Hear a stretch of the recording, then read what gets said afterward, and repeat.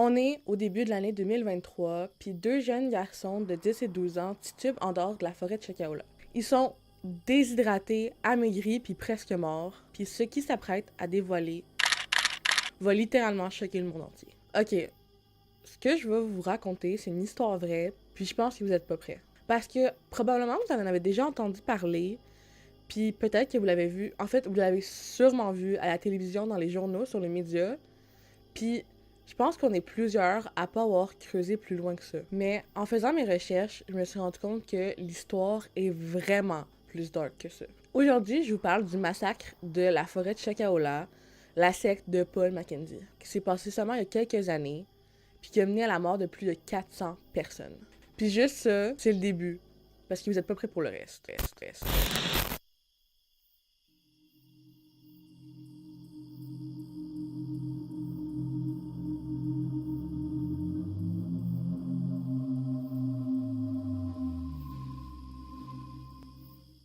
Paul Mackenzie, le leader.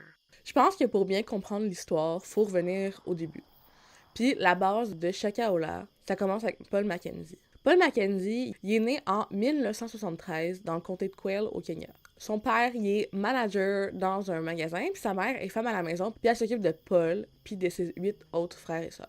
Il y a un de ses frères qui s'appelle Robert qui dit que en général, Paul Mackenzie, c'était un bon garçon, il aimait ça aller à l'église, il chantait dans la chorale, il donnait des sermons, il aimait ça danser sur du gospel, genre classique, petit garçon d'église, you know. Puis même si il avait de l'air super chill, il a développé un peu un comportement agressif, puis il fallait pas y marcher sur les pieds. Il pouvait devenir rapidement violent. Son frère raconte qu'à un moment donné, quand il avait 16 ans, il jouait à cache-cache, puis il s'est mis à frapper un des gars super violemment. Robert, il dit que Paul Mackenzie, quand il est fâché, il peut te battre. À l'âge adulte, là, la plupart des personnes qu'il connaissaient le considéraient comme une personne gentille, c'est une personne humble, discrète. Puis après ses études secondaires, il a commencé à travailler comme chauffeur de taxi à Mombasa. Là, on va parler religion, ok? Puis je suis zéro une personne religieuse, fait que ça se peut que je fasse des erreurs, puis je serais tellement contente que vous me corrigez parce que j'y connais rien là malgré mes recherches. Bref, Paul Mackenzie va devenir pasteur dans une église. Selon le révérend, il faisait des sermons controversés, comme il disait sortir vos enfants des écoles. À un moment donné, il va dire aux gens de pas faire confiance au gouvernement, de pas faire confiance aux hôpitaux. Fait qu'on peut vraiment comprendre que c'est pas des choses à dire puis à conseiller aux gens, tu sais. Le révérend, il a kick out Mackenzie de leur église. Puis Mackenzie s'est dit, sais-tu quoi? Je vais ouvrir ma propre église. Puis, étonnamment, il y a plein de personnes qui l'ont suivi. Donc, le 17 août 2003, Paul Mackenzie puis sa première femme créent l'Église internationale de la Bonne Nouvelle. Pour de vrai, chill non. Genre, bonne nouvelle, ça donne le goût. Là. À ce moment-là, au Kenya, là, c'est pas une super bonne période. Là. Il y a une personne sur trois qui vivent en dessous du seuil de pauvreté. Les emplois stables sont rares, il y a pas beaucoup de jobs. Le taux de décrochage à l'école est élevé malgré que l'école est gratuite, mais comme l'école est gratuite, mais genre ils cachent un peu, là, ils sont genre, ah oh oui, l'école est gratuite, mais genre il y a des uniformes, des cahiers à payer, tu sais. Fait qu'elle est comme pas vraiment gratuite. Ça l'exclut les personnes les plus pauvres déjà. C'est une période super instable. Fait qu'il y a plein de personnes qui cherchent le réconfort dans la religion. Fait que quand il arrive, puis il donne aux gens des solutions, quoi faire, puis qui croire, puis qui pas croire, les gens se garochent un peu là-dessus. Paul Mackenzie disait, et je cite, « Ne faites plus confiance au gouvernement, ni à l'école, ni aux hôpitaux. Faites confiance à Dieu. » Fait que je comprends que dans un pays super religieux comme le Kenya, qu'on l'écoute, puis qu'on le suive. La création et la destruction de l'Église.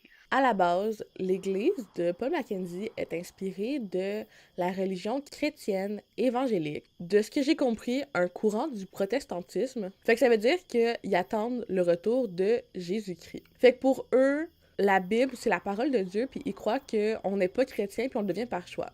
Puis c'est pour ça que la conversion puis le baptême ont une place super importante pour eux. Puis c'est le genre de religion où des fois il y a des gens qui font du porte-à-porte pour te convaincre de rentrer dans leur église. Donc leur but à l'église de la Bonne Nouvelle, c'est de rallier le plus de personnes possible. Fait que Paul Mackenzie fait le tour de la côte du Kenya dans sa petite vanne, Puis il essaie de rallier le plus de personnes avec lui.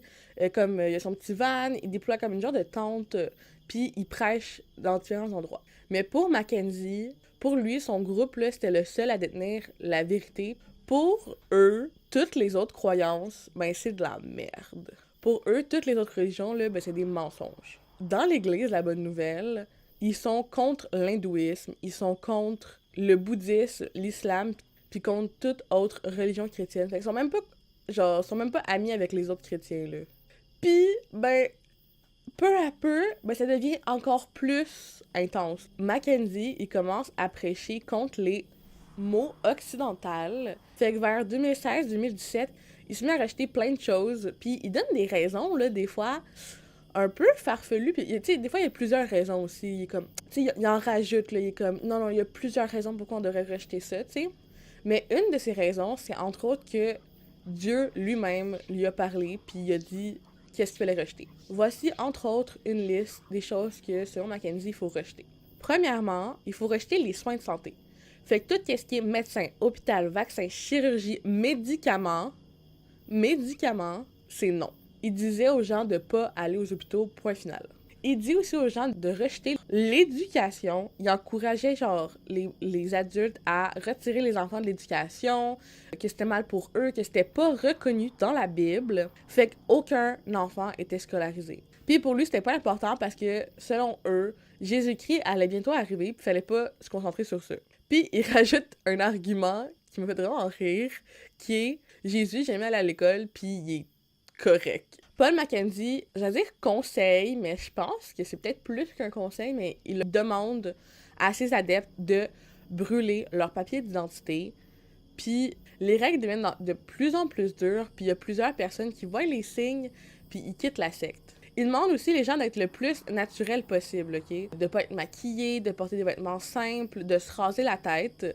Dans le documentaire, je trouve ça vraiment drôle parce qu'il y a une des personnes qui est comme... Moi, j'ai quitté la secte quand il m'a demandé de me raser la tête. Ça me fait rire parce que Paul Mackenzie était comme « Brûlez vos papiers d'identité, puis allez pas à l'hôpital, puis sortez vos enfants de l'éducation. » Puis elle était comme « Ça, je peux accepter, mais pas me faire raser les cheveux, genre. » Arrestation. Paul, il va être arrêté 2 fois en 2017 pour radicalisation. Ce qui est super, genre le gouvernement, il est là pour eux, puis genre we taking action. Mais les 2 fois qu'il a été arrêté, il a été remis en liberté parce que le gouvernement avait pas assez de preuves. Puis il est réarrêté en 2019 et accusé devant le même tribunal. Puis cette fois-ci, c'était pour désobéissance, incitation religieuse et endoctrinement d'enfants. Puis là, il nie les accusations, comme d'hab, quoi. Mais cette fois-ci, le gouvernement, ils ont un petit peu plus de preuves parce qu'ils ont eu le droit d'aller fouiller dans sa maison puis son église. Puis là-bas, ils ont trouvé des films. Ces films-là, c'est des films qui sont destinés aux enfants pour les inciter à ne pas aller à l'école, mais aussi, c'est des films qui incitaient les enfants à être contre d'autres religions. Comme on a dit plus tôt, là, pour eux, c'est eux autres qui ont toute la vérité. Fait que cette fois-ci, enfin, il y a un procès. Puis, il est juste condamné à 5500 $ d'amende. À ce moment-là, en 2019, après cette arrestation-là, ça va un peu y ouvrir les yeux. Puis, il va décider de fermer son église. Il va juste fermer son église aux yeux du gouvernement puis du monde. Parce qu'il y avait un projet secret. Il annonce publiquement à tout le monde qu'il se reconvertit dans l'agriculture puis qu'il déménage sur une grande terre agricole. Puis si plusieurs personnes, je pense, rêvent d'avoir sa propre ferme, d'avoir son propre grand terrain, de pouvoir faire pousser ses propres légumes, ben dans ce cas-là, c'était juste le début du cauchemar. La même année, il va acheter un grand terrain de 800 hectares à Shakaola. Cette forêt-là est loin de la civilisation, puis c'est parfait pour Paul Mackenzie pour qu'il continue son projet secret. Puis Paul Mackenzie, ben, il semble pas inviter tous ses fidèles sur son nouveau projet. Parce qu'il demande à ses pasteurs adjoints de contacter seulement les membres les plus fidèles. Juste les personnes qui l'adoraient le plus pour le rejoindre dans la forêt de Shakaola. Imagine si la personne que t'aimes le plus au monde te proposait de partir avec lui dans un endroit isolé pour faire l'affaire que t'aimes le plus au monde, c'est-à-dire prier puis adorer. La forêt, à ce moment-là, les adeptes, ils l'appellent la Terre Sainte. La place est divisée en 6 petits villages qui ont tous des noms de lieux bibliques. Fait qu'il y a Nazareth, Sidon, Jéricho, Judée ou encore Bethléem. Puis, étant donné que Mackenzie a seulement sélectionné les personnes qui l'aimaient le plus, c'est comme un peu VIP, tu sais. Fait que c'est sûr que si la personne qui t'aime le plus au monde te propose d'être VIP dans quelque chose, tu te sens vraiment spécial. Fait que les gens qui y vont, ils vont vraiment avec une bonne vibe, ils vont avec de l'espoir. Et surtout que Paul Mackenzie, il prêche la fin du monde. C'est un peu comme s'ils se préparaient pour la fin du monde tous ensemble. Là-bas, les adeptes, ils pouvaient s'installer, avoir une maison. Puis bien sûr, pour habiter à Shakaola, les fidèles étaient encouragés à vendre leurs autres propriétés puis tout ce qu'ils ont pour déménager là.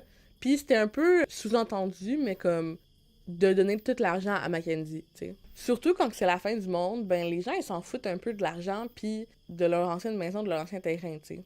Puis on est au Kenya, il y a beaucoup d'injustices monétaires là-bas, fait que les dons, là, ça variait vraiment. Comme il y a une des personnes, c'était une hôtesse de l'air, puis elle a quitté sa carrière, elle a vendu son terrain, ça revenait environ à 50 000 $ qu'elle a donné au pasteur.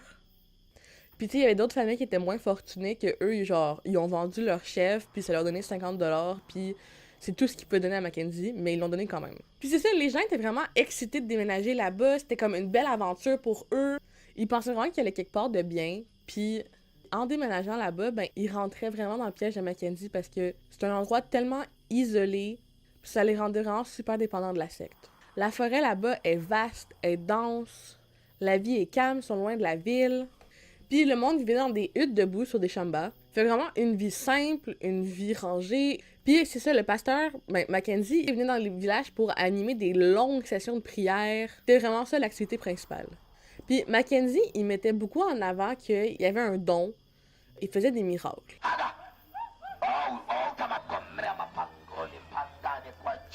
Il mettait beaucoup ça en avant.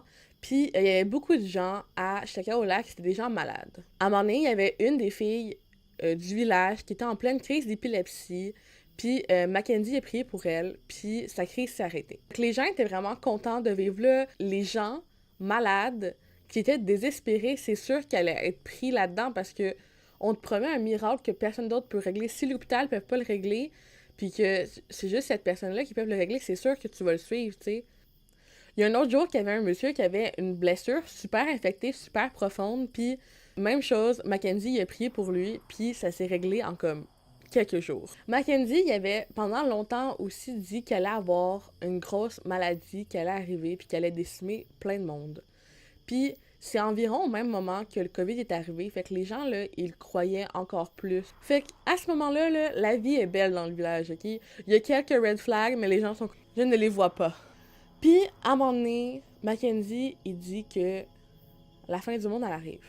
Puis que les gens, ils doivent jeûner pour se rapprocher du Christ. Fait que les fidèles, à ce moment-là, ils avaient le droit à seulement quelques tranches de pain puis une tasse de thé tous les jours.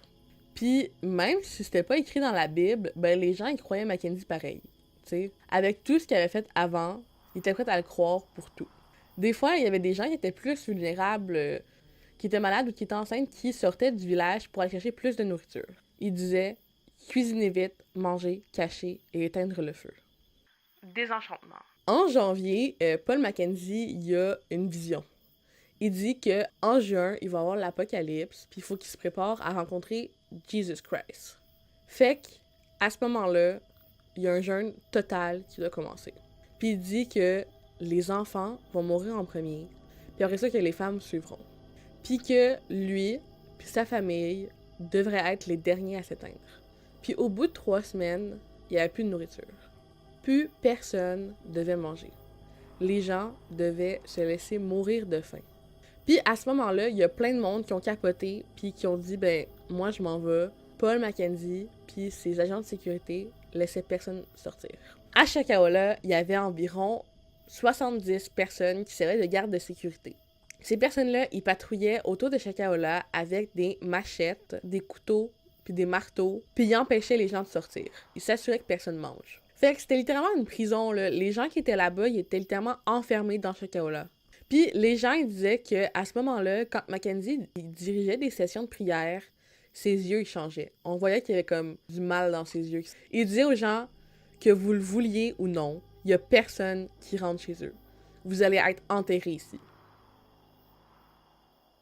Les premiers signes. À ce moment-là, en 2023, il y a des histoires qui commencent à circuler en dehors de Shakaola. Les gens, ils savaient que dans la forêt, il y avait des gens qui jeûnaient, mais pas plus que ça. Comme que j'ai dit au début, il y a 2 jeunes garçons qui ont réussi à se sauver de la forêt. Leur mère était littéralement morte de faim, puis les 2 jeunes, ils ont survécu en traversant la forêt en mangeant du sable. Les habitants qu'ils ont retrouvés leur ont cuisiné à manger, mais ils n'arrivaient pas à garder la nourriture. C'est tellement triste, là. Il dit, la personne qui a retrouvé les 2 enfants, il dit « Ils se sont tellement habitués à moi qu'ils ont commencé à m'appeler papa. » En mars de la même année, il y a des habitants du village à côté qui ont décidé de prendre les choses en main parce que ce qui se passait là-bas, ça n'avait aucun sens, là. Ils voyaient des personnes sortir de temps en temps, s'échapper littéralement amaigries, puis ils étaient comme faut qu'on fasse de quoi, là? Le gouvernement, il a rien fait, on va prendre le contrôle. Fait que c'est 200 personnes qui sont rentrées dans la forêt pour essayer d'aller sauver les membres de la secte. Puis, malheureusement, les hommes de main de Mackenzie, ils attendaient avec des machettes, puis des arcs à flèches, puis ils ont brûlé les motos des gens qui venaient les sauver sur place. Encore là, en mars de la même année, il y a des bergers qui faisaient brouter leurs troupeaux proches de la forêt, puis ils voyaient des silhouettes amaigries au loin, là. Ils étaient comme... C'est pas normal que ces gens-là errent comme ça, sans but, dans la forêt. Puis quand ils ont regardé de plus proche, ils se sont rendus compte que ces personnes-là avaient les mains liées par des cordes. Puis que pas loin, il y avait des sépultures. Fait que, vers la fin mars, Mackenzie est enfin arrêté pour la première fois dans une de ses maisons à Malindi. Puis il est relâché sous caution. Puis après ça, il est arrêté une 2e fois à Shakaola, puis il est relâché sous caution.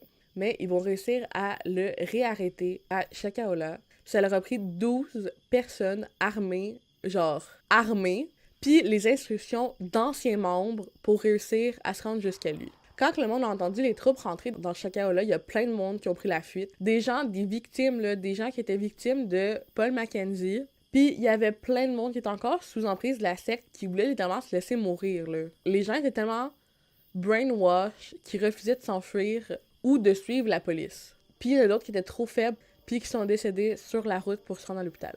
Puis là, c'est horrible parce que en arrivant sur place, la police, elle découvre des centaines de tombes creusées à la va-vite, genre des tombes même pas de 3 pieds de profond, avec plusieurs corps dedans. Il y a même des gens qui ont vu des tombes avec genre 8 personnes d'une même famille.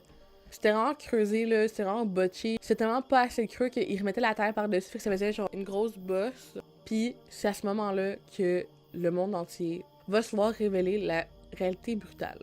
On comprend enfin la violence, les meurtres, les enfants affamés, les punitions grâce aux survivants. Les survivants. La sécurité devait patrouiller tous les jours autour de Shakaola pour s'assurer que personne sorte puis que tout le monde jeûne. Puis dans ces membres de sécurité-là, il y avait Lucky. Fait que Lucky Chanzera, lui, il nous dit tout ce qui s'est passé là-dedans parce que lui, il était à l'intérieur. C'était un garde de sécurité. Fait qu'il peut nous dire, il était proche de Mackenzie, fait qu'il peut nous dire un peu comment ça s'est passé. Lui, Lucky, il est rentré dans l'église en 2018. Puis, croyez-le ou non, il a vite compris que, les miracles que Mackenzie disait faire, il y avait un peu un accès VIP à Mackenzie, mais il a vu qu'il manigançait des affaires dans les coulisses avec la personne qui allait faire le miracle dessus. Il allait voir des personnes spécifiques à qui il avait confiance, puis à qui il avait genre déjà manigancé avec eux pour genre être sûr que son miracle fonctionne pour de vrai. Mettons que c'est une personne handicapée puis qu'elle veut pas utiliser ses jambes, il allait dire en coulisses comme ok, bon là t'es en chaise roulante, là quand je vais te toucher, là on va genre vibrer ou genre faire des convulsions, par ça tu vas te relever genre magiquement. Sasa ninakuteketeza sasa. Nakuteketeza kwa jina la Yesu. Nakuteketeza kwa jina la Yesu. Nakuteketeza pepo ukimwi. Nasema chomeka. Nasema chomeka. Nasema ungua. Ungua. Sema fire. Fire. Fire. Fire. Fire. Ukimwi chomeka. Fait que c'était vraiment une mise en scène. Puis même si Lucky, il voyait que c'était tout arrangé, il restait quand même parce qu'il était payé pour ça. Puis comme que j'ai déjà répété plusieurs fois, dans le contexte économique, t'as pas le choix. Quand c'est difficile de trouver une job, soit je fais partie d'une organisation qui arnaque des gens. Soit j'ai pas de job puis ma famille elle mange pas. Puis il s'est rendu compte plus tard que si oui sa vie à lui était difficile, ben il y avait d'autres membres qui avaient une vie encore plus difficile. Puis que les gardes de sécurité à Shakaola, là, ils étaient vraiment traités comme des rois. Là. Eux autres, ils avaient le droit de manger. La famille des gardes de sécurité avait le droit de manger. Ils étaient vraiment pas obligés de jeûner. Puis il y avait de la nourriture de qualité. Là. Ils recevaient de la nourriture, des sacs de maïs. Puis à tous les 2 mois, ils recevaient 17$. Puis Lucky, en étant garde de sécurité à Shakaola, il a vu des affaires horribles. Il a vu plusieurs personnes mourir sous ses yeux, tuées par d'autres gardes de sécurité. Il a vu des femmes se faire violer.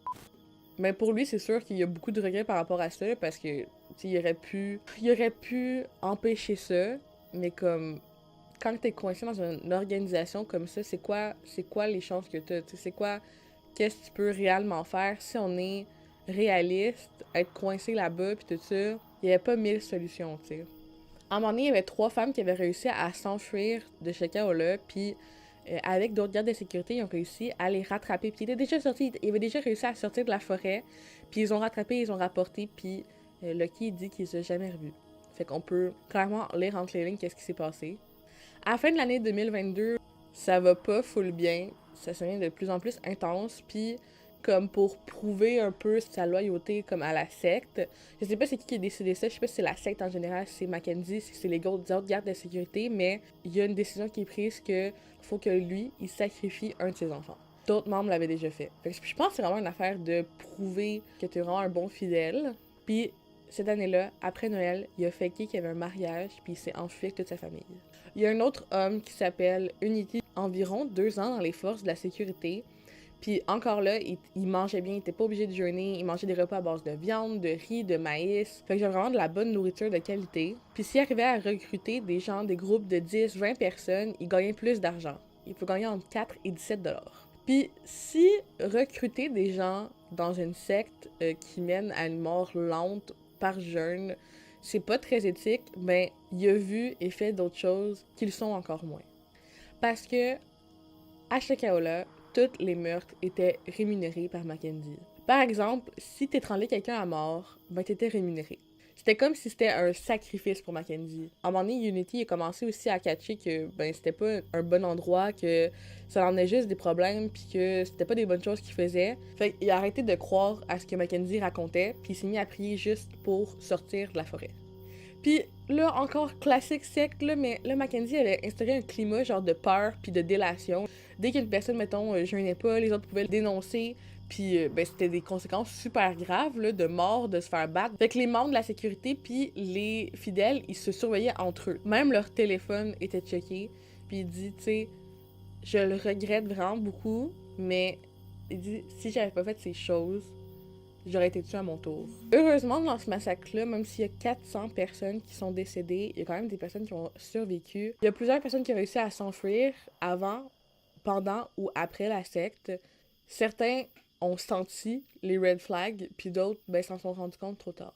Il y a Joseph Katana qui raconte l'histoire de Elizabeth puis leurs 5 enfants. Joseph, lui, il souffrait de maladies mentales depuis l'enfance. Il faisait des crises maniaques, puis ben c'est ça l'allait pas super bien dans sa vie. Les parents de Joseph ont décidé de l'emmener à l'église, puis de rencontrer Paul Mackenzie, parce qu'il faisait des miracles, puis il y avait beaucoup de personnes. Les gens de la secte l'attachaient en plein milieu de l'église, puis il était comme tout seul là pour éviter qu'il s'enfuit. Puis quand il y avait des réunions à l'intérieur de l'église, ben il sortait Joseph à l'extérieur sur un matelas, puis l'attachait après un arbre. Mackenzie, il disait qu'il priait beaucoup pour Joseph. On sait pas s'il le faisait vraiment.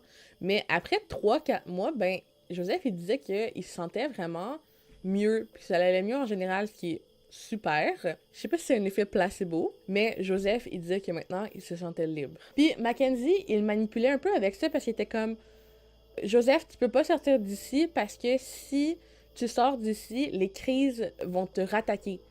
Tu vas aller de pire en pire si tu sors d'ici. Fait que c'était vraiment comme, il était vraiment manipulé à rester là-bas. La femme de Joseph, Elisabeth, est venue à Shakaola avec ses 5 enfants pour rendre visite à son mari. Elle a aussi vu Mackenzie faire ses miracles. Puis, tu sais, quand que ton mari, il se plaint à un endroit puis il est autant heureux, ça lui a donné le goût de rester là-bas. Elle essayait vraiment de faire de son mieux. Puis elle essayait vraiment de jeûner là-bas, mais Elisabeth était enceinte.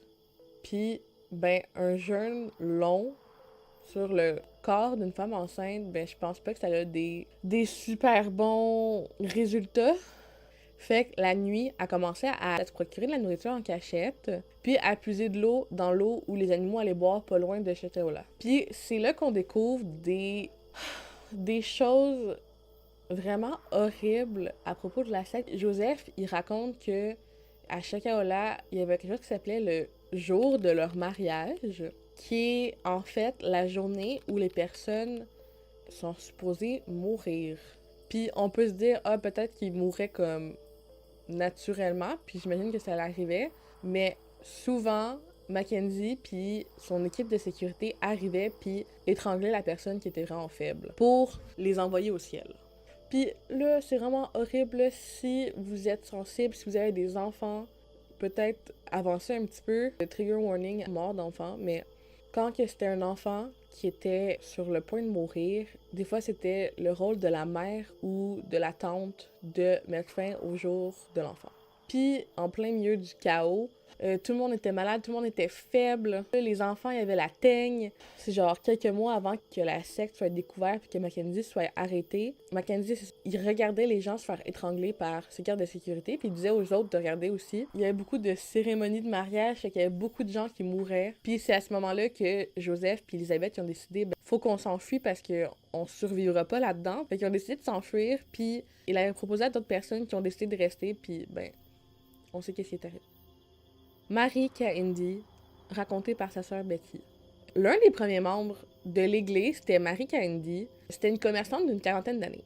Puis l'église de Mackenzie, elle utilisait la maison de ses parents qui étaient aussi rentrés dans la secte. Puis à un moment donné, ses parents ils ont catché que il y avait beaucoup de red flags, fait qu'eux autres sont sortis, mais Marie, elle est restée. Puis elle a continué de s'impliquer de plus en plus dans l'église.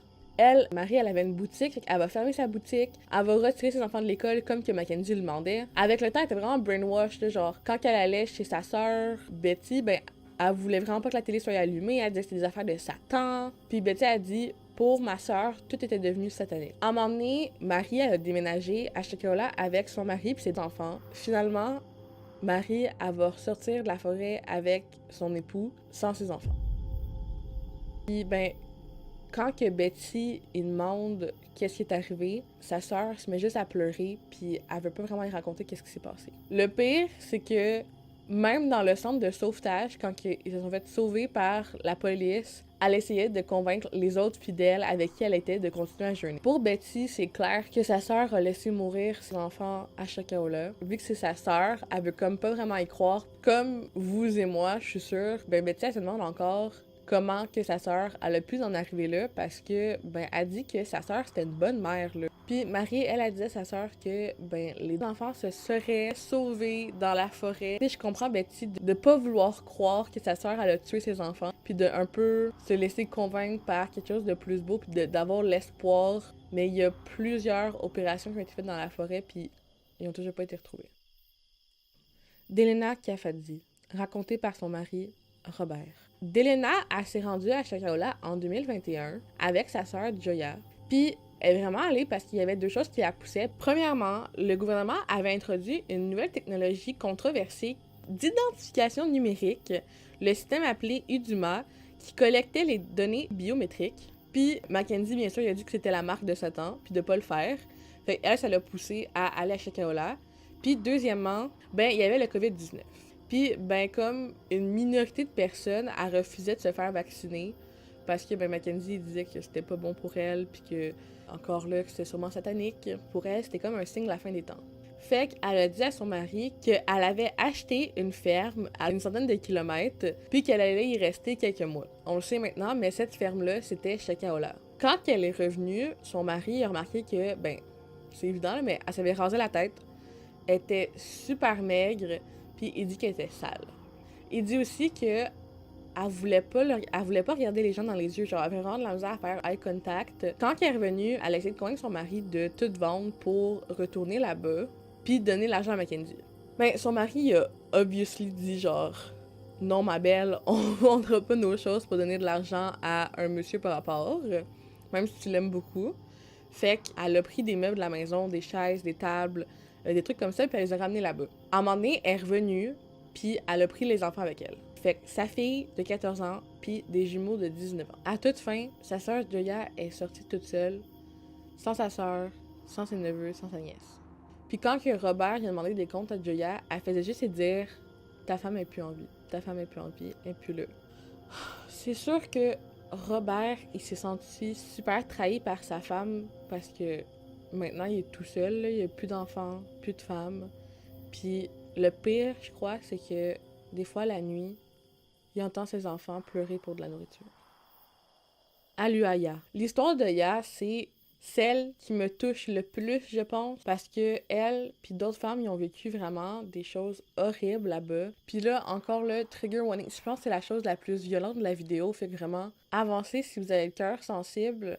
Puis je suis pas le genre de personne à mettre des détails sanglants parce que souvent, on n'en a pas besoin. Besoin que vous compreniez que cet endroit-là, c'était un endroit horrible. J'ai vraiment besoin que vous compreniez que les sectes, c'est pas une niaiserie, que ça peut shifter rapidement, puis ces personnes-là, c'est pas des personnes stupides, c'est des gens comme vous et moi, puis ils ont été pognés là-dedans contre leur gré. J'ai l'impression qu'on a tous besoin de comprendre, parce que quand on est dans une secte, on le sait pas qu'on est dans une secte. À ce moment-là, les filles sont là depuis environ 6 mois dans la forêt, fait que c'est vraiment pas longtemps qu'ils sont arrivés. Puis ils aident une des filles à accoucher. Parce que bien sûr, ils sont dans la forêt, il n'y a pas de médecin, il n'y a rien.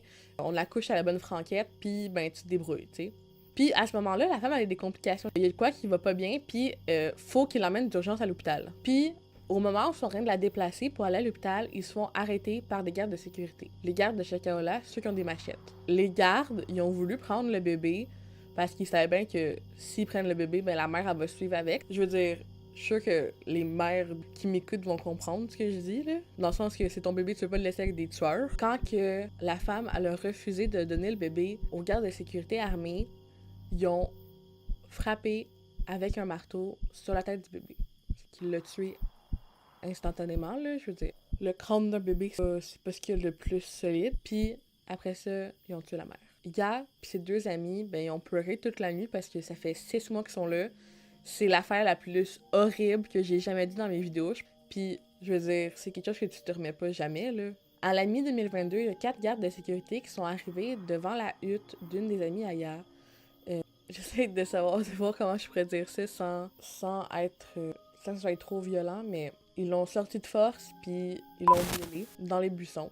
Puis c'est à ce moment-là que les 3 femmes se sont dit « Faut qu'on s'en aille, faut qu'on sorte de là ». C'est à ce moment-là que les femmes ont commencé à faire un plan pour s'échapper. Ils ont commencé à tout analyser. Les itinéraires des gardes, comment que ça fonctionnait, quel chemin ils prenaient, qui était où quand, pour les éviter quand ils vont fuir. À ce moment-là, une des femmes était enceinte, puis la veille, elle avait mangé plein de dattes sauvages pour avoir suffisamment d'énergie pour leur voyage. Fait que, à ce moment-là, on est en février 2023, puis les femmes s'échappent dans la forêt. Malheureusement, en partant, ils ont dû laisser d'autres personnes derrière qui étaient trop faibles pour partir avec elles. Il y avait plein de personnes super confuses à cause du manque de nourriture. Ya a dit que plusieurs étaient assis dans des coins et pleuraient. Pour pas se faire attraper, les femmes marchaient de nuit puis dormaient de jour en dessous des arbres. Ils savaient qu'à l'ouest, la forêt était plus dense, fait que c'était plus facile de se cacher. Fait qu'ils suivaient le coucher du soleil pour s'orienter. Pour de vrai, c'est vraiment des combattantes, là. Ils sont tellement fortes, puis ils buvaient juste à la main dans des rivières pour s'hydrater parce qu'il n'y avait pas de contenant pour se déplacer parce que ça aurait été louche de rassembler plusieurs choses la veille de leur départ. Fait qu'il y avait pratiquement rien avec eux. Shakaola, c'est sur le bord d'un parc national. Fait qu'il y a beaucoup d'animaux sauvages comme des lions, des hyènes, des léopards. Pendant qu'ils marchaient la nuit, il fallait qu'ils évitent en plus ces animaux-là. C'est le 4e jour de marche qui ont réussi à atteindre une route puis qui ont fait signe à une voiture pour qu'ils soient enfin sauvés. Quand ils ont embarqué dans la voiture, ils étaient tellement plus capables, ils étaient tellement soulagés puis épuisés qu'ils pleuraient. Genre, ils pleuraient d'épuisement et de soulagement, là. Finalement, c'est des membres du Centre communautaire des droits de l'homme de Malindi qui les ont ramenés dans la ville. Puis les femmes, ils refusaient de parler à quiconque parce qu'il y avait peur des représailles de Shakaola parce que on le sait maintenant, là, ils sont capables de tuer. Fait que c'est sûr que tout le monde aurait eu peur de parler rendu là. Par exemple, au Centre communautaire des droits de l'homme, ils ont quand même dit aux personnes qui travaillaient là que il y avait des violences sexuelles qui se passaient là-bas. Il y a une des personnes qui travaillait au centre qui disait que si les 3 femmes n'y ont pas parlé, c'est parce qu'ils croyaient un peu encore en partie en Mackenzie, puis qu'ils sentaient un peu qu'ils devraient encore le protéger. mais sont tellement fortes parce que malgré la peur, puis ben, tu sais, il aurait clairement pu être tué, là, quand on sait qu'après les arrestations, il y avait encore de la sécurité qui se promenait dans la forêt, puis qu'il y a plein de monde qui ont réussi à s'échapper. Ils ont quand même réussi à donner des informations vraiment cruciales qui ont pu mener au démantèlement. La chute du gourou. Les autopsies ils ont révélé plein d'informations super importantes, puis si vous pensez que ce qui s'est passé, c'est le pire, attendez. Parce que les autopsies ont révélé que la plupart des victimes sont mortes de faim, mais qu'il y a un grand nombre de personnes qui sont mortes étranglées, battues ou étouffées. Il y a l'inspecteur en chef qui a dit qu'il y a plusieurs corps qui manquaient des organes, des reins, des yeux, puis des organes génitaux. Il y a plusieurs personnes qui s'occupaient de l'enquête qui pensent qu'il y avait un commerce d'organes qui s'effectuait avec les personnes qui étaient décédées. Pourtant, il y a des gens du gouvernement qui disent que les organes manquants, c'était juste une rumeur, mais j'ai l'impression qu'il y a trop de témoins de personnes qui ont vu des organes manquants pour que ce soit une. Il y a par exemple des policiers qui ont parlé sous couvert de l'anonymat, qui ont dit que 200 des corps qu'ils ont vus, fait que près de la moitié qui ont été retrouvés, avaient des organes manquants, là. C'est quelque chose qui est significatif. James Carissa, c'est une des personnes qui s'occupait d'exhumer les corps, ça veut dire de les sortir de la terre pour faire l'autopsie. Ces corps-là, ils sont aussi faire tester par l'ADN pour voir s'ils ont des matchs avec d'autres personnes dans le pays pour que la famille puisse venir chercher les corps puis faire leur deuil. Puis lui aussi, il dit qu'il a vu des corps qui manquaient des organes génitaux. D'ailleurs, c'est tellement triste, mais son ex-conjointe, elle avait rejoint la secte de Shakaola, puis vu qu'il déterrait le corps, ben il a vu le corps de son ex avec des vêtements que c'est lui qui avait donnés. Bien sûr, était décédé. La psychologie derrière la secte. Il y a certaines personnes qui pensent que Mackenzie, il considérait avoir une église comme que c'était un chemin vers la richesse. Selon Jeffrey Wango, professeur de psychologie à l'université de Nairobi au Kenya, si vous voulez gagner de l'argent, il y a 3 façons de le faire. L'éducation, la religion et la politique. Mackenzie, lui, il a choisi la religion. On estime les avoirs de Mackenzie à plus de 700 000 $, ce qui est vraiment beaucoup au Kenya, alors que, ben, ses fidèles, ils mouraient littéralement de faim. T'sais. Puis lui, Mackenzie, ben, il vivait super bien. Là. Les gens le voyaient aller au marché, s'acheter de la petite farine, s'acheter des petits légumes. On dit que les chefs de secte sont généralement des narcissiques malins qui s'entourent de vrais croyants et commencent à croire leurs propres choses d'une manière pathologique.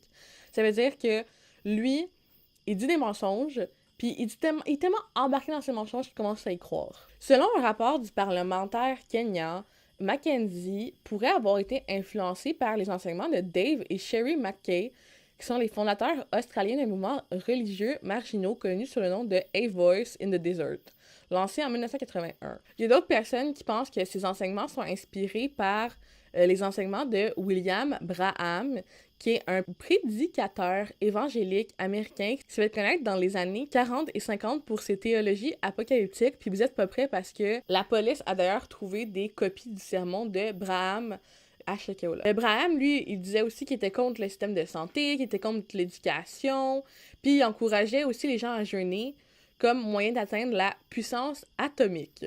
Une forme de force spirituelle. Puis croyez-moi ou non, mais ça a été la même personne qui a été le mentor pour Jim Jones, la secte à Jamestown, là, en Guyane, où il y a eu aussi un suicide collectif. Ben, un suicide collectif.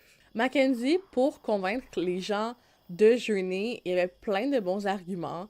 Il disait que aller au ciel, c'était pas aussi facile que du pain et la margarine, puis que vous devez renoncer vous-même à aller contre vous-même. Vous devez en arriver au point de mettre fin à votre vie pour l'amour de Jésus. Les enfants devraient également jeûner, qu'ils meurent. Il dit que, y a-t-il un problème?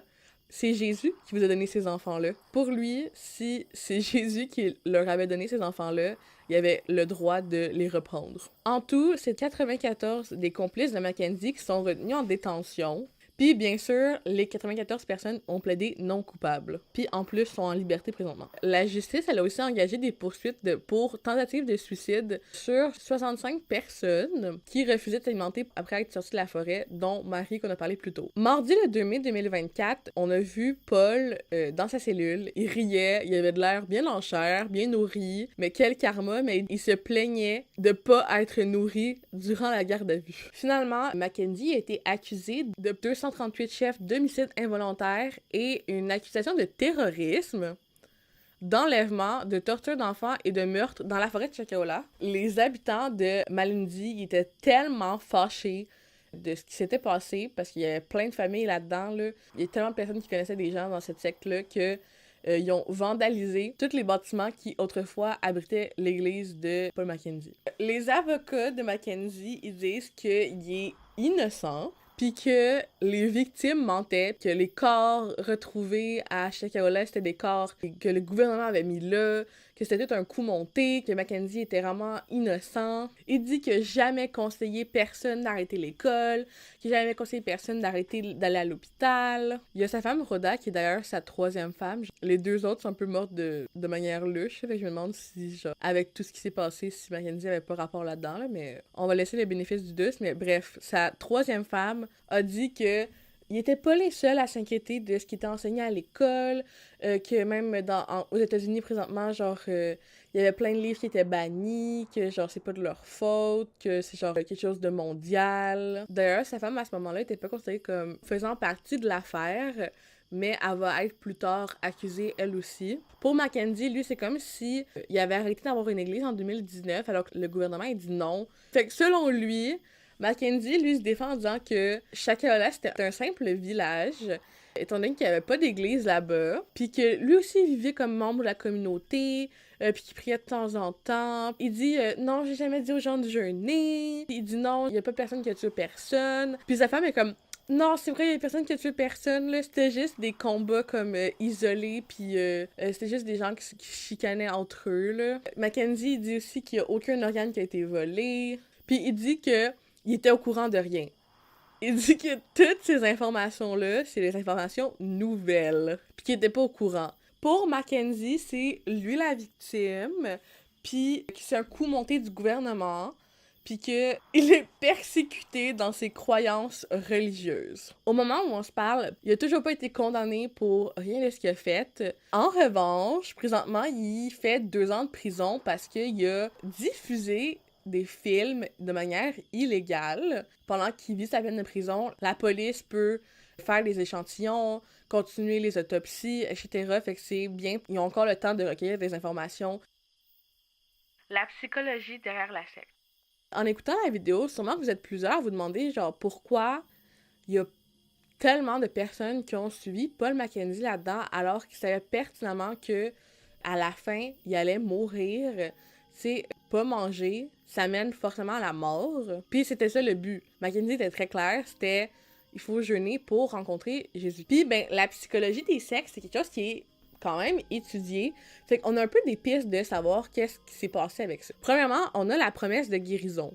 Comme qu'on a vu au début, ben Paul Mackenzie, il promettait des affaires que personne d'autre pouvait promettre.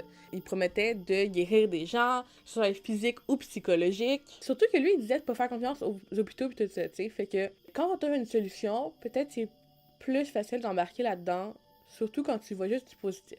Recherche de sens et d'appartenance. Être à Shakaola, là, c'est vraiment faire partie de la team, tu sais. Surtout qu'il choisissait ses préférés. En plus, il vivait en communauté avec d'autres personnes qui faisaient aussi partie de la secte. Fait que c'est vraiment une chambre d'écho de tout le monde aime Mackenzie, puis tout le monde trouve qu'il est bien. Fait que imagine, tu es dans un endroit, mettons t'as un super de famille, puis tout le monde a un avis, peut-être un avis contraire, ben c'est difficile de donner ton avis contraire quand il y a 10, 20, puis dans ce cas-là, 400 autres personnes qui ont un avis contraire au tien. Puis surtout, ils se checkaient entre eux, là, c'était genre tout le monde se checkait, fait que si tu disais quelque chose de mal contre lui, ben t'avais une mauvaise réputation dans la secte. En plus, selon eux, il y avait la fin du monde qui allait arriver, il y avait le complot contre l'éducation, le complot contre le gouvernement, le complot contre les écoles. Ça crée un sentiment de chance, d'exclusivité, isolement social et familial. Paul, il encourageait ses membres à s'isoler de leur famille, puis il encourageait les gens, mettons, que leur mari, ils croyaient pas en ça, ben ils encourageaient à divorcer. Fait que les membres de la secte étaient littéralement isolés des autres, techniques d'endoctrinement et emprise mentale. Puis tu sais, la secte utilisait aussi des techniques de manipulation, tu sais, genre « Ah, t'es la meilleure, c'est toi que j'aime. Viens sur mon terrain d'agriculture, tu fais partie des seules personnes que j'invite parce que t'es vraiment une bonne personne, puis genre, t'es chère à mon cœur, tu sais. » Fait qu'il flattait vraiment les gens dans le sens du poil. Il diffusait aussi des fausses informations. Il y avait aussi une restriction à l'accès de l'information, comme il disait aux gens de ne pas écouter la télévision parce que c'est un truc de Satan. Les gens n'avaient aucun autre moyen d'avoir de l'information à part que par lui. Vulnérabilité et confiance en soi. Puis finalement, les gourous ont tendance tout le temps à cibler des personnes qui sont un petit peu plus sensibles, traversent des moments difficiles. Des gens qui vivent des deuils, des ruptures, qui sont malades, autant physiquement que psychologiquement. Puis ces gens-là, ben, ils ont tendance à chercher du réconfort dans des groupes, mettons. Surtout que c'est un groupe qui les soutient beaucoup. Je pense que cette affaire-là, ça parle beaucoup sur notre société, là, puis à quel point que l'argent, ça peut faire des choses folles. Personnellement, je connais personne qui fait partie ou qui a déjà fait partie d'une secte parce que, on va pas se mentir, les groupes à dérive sectaire, je pense que ça existe vraiment plus que l'on le pense. Puis, il y en a plusieurs en France, en Belgique, au Canada. Qu'on le veuille ou pas, les groupes à dérive sectaire sont partout.